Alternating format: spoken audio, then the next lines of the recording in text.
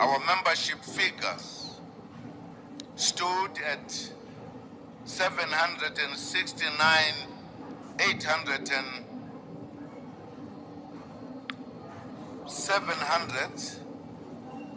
Listen properly. Let my people go so that they can come and watch the video. Greetings to the retail investor community, and I sincerely appreciate those who have viewed, and also I sincerely appreciate those who have subscribed. And I hope that the content that has been provided so far has been helpful, valuable, and informative and educational, not only in a theoretical sense, but also in the most practical sense, in that you have gained not only knowledge, but you have profited from the information in terms of your investments. In 2001, there was a company named Enron. Enron was one of the greatest companies in the United States. It was in the gas, energy, electricity, petroleum industry.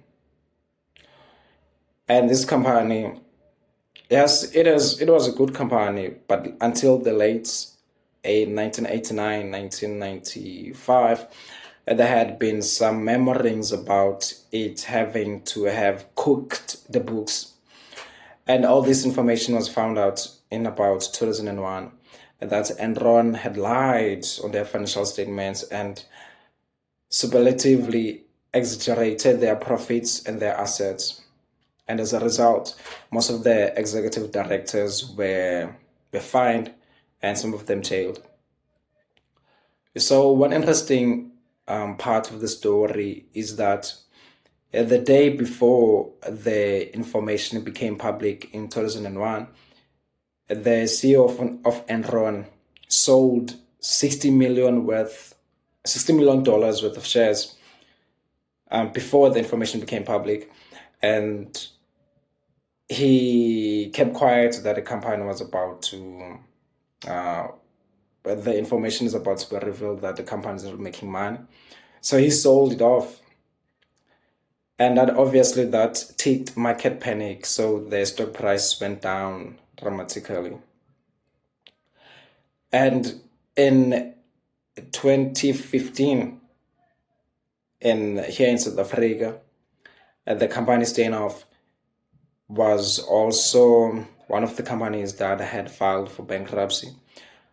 And the day before the information was issued that there was some cooking of the books in Steinhoff, the CEO of Steinhoff actually sent SMSs to one of their friends and to tell them that the company is about to file for bankruptcy, or the information that the company has been cooking books is about to be made public, so that his friends can get to sell their shares before the information becomes public. So the following day, the information becomes public, and then the share price goes from 46 rands to 6 rands because the company had been cooking books. And the share price as a result went down. Purple Group is one, I think, because it owns Easy Equities, I think it's a very valuable company, because Easy Equities has really made investing accessible to many large number of people in South Africa, and probably I think in some other countries. And Purple Group is selling it around 2 rands a share. And the customer base, the active subscribers to the Easy Equities platform have increased by 15% from last year, 2025. So, it's doing good in terms of the numbers that I've just shared now. So, what is the warning? The warning is, yesterday, one of the founders of the company, who's also a director of the company, sold 10 million of their shares. And this happened at around 3 p.m. So I'm shocked that it was not published in one of the news, online newspapers, or maybe even in the investment media. So it was around 3 p.m. And the total shareholding of this director, of the founder, last year had been around 22 million shares, direct share ownership. And now they've sold almost 50% of their shares. And the reason that was cited on the article, which was published on Share Data, was that the founder was diversifying. You know, when directors buy their own company shares, it's usually a good signal that the company is doing well.